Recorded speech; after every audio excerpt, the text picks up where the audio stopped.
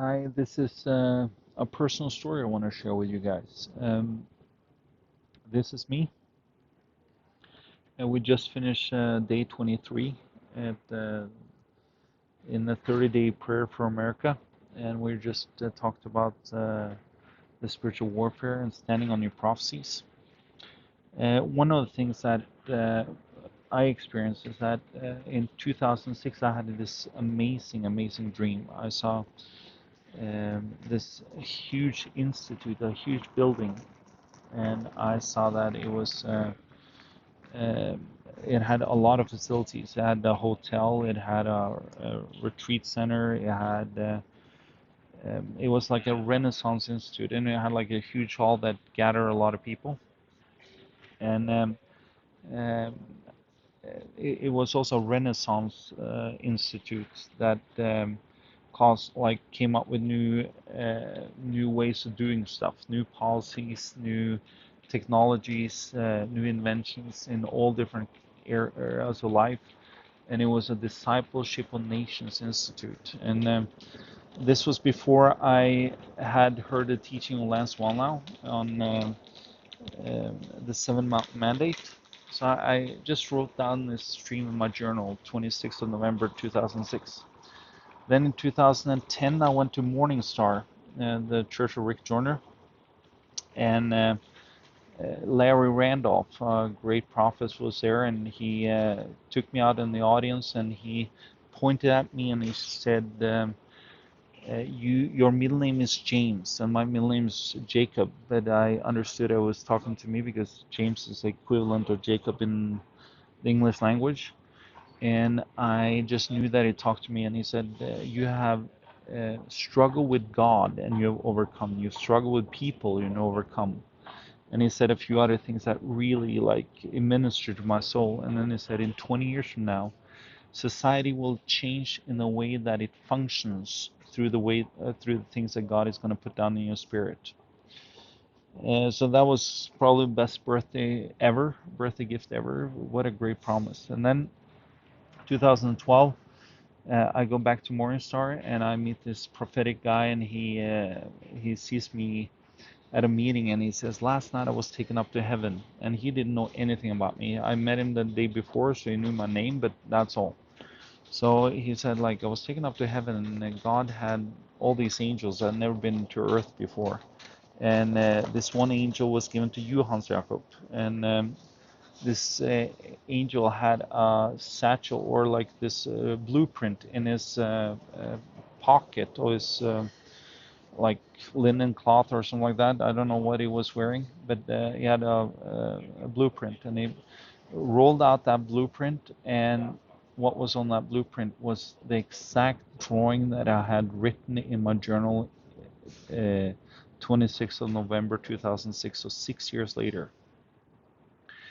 And that was also one of my best days ever. I started to cry, and I felt so met by God. And he said God had told him that I had prayed about it, and I had believed it, and I have had gotten it from the spiritual aspect, or in the spirit I've gotten it.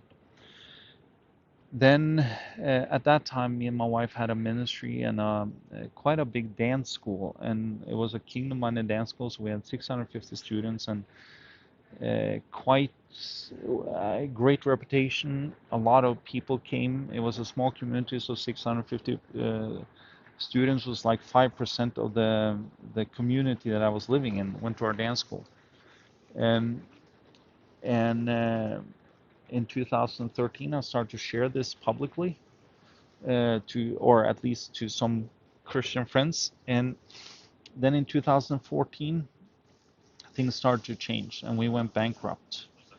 And it was so hard, and we were struggling in our marriage, struggling in our family, struggling financially. We started up again, and but we never got back kind of the previous success. So we started up again, but we laid it all down in 2018. So now it's 2024, and from a human perspective, it's farther away now than ever before.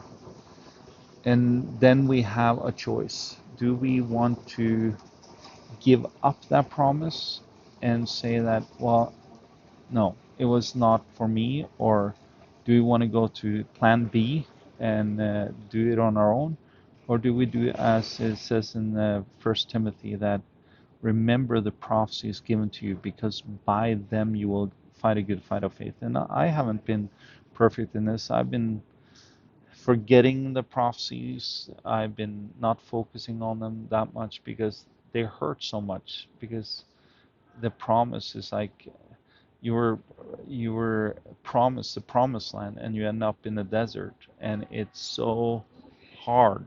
uh, but let's dig up the old prophecies and the promises that you got from God and stand on them, because the day, as long as we stand on them and fight for them, and from the position that, as the prophet said to me, I've already gotten it. I've already received it. It's in the spirit. I just have to bring it into manifestation here on earth. So let's do that. And there is going to be warfare, and a lot of warfare has come against me and my family, because I know that we have a great calling for God to do His part, or do the call that He has on us. And you have a calling on God. So remember the prophetic word. And as Andrew Whalen said in that dream, when you have a prophetic word, there will come warfare. So let's stand up and fight for those prophecies, because your prophecy, your promise from God is going to mean so much for the rest of the world. And we're all part of the same body. And if one finger doesn't do its job, it's going to affect the whole hand and the whole body. So let's be people that do our our part of the work, so that God get his can get his reward that He gave His life to give. So let's stand together, and let's stand in faith, and let's fight this year for our prophecies and for the promises that God has given us. In Jesus' name. Hope that was encouragement to you. God bless. Take care. Bye.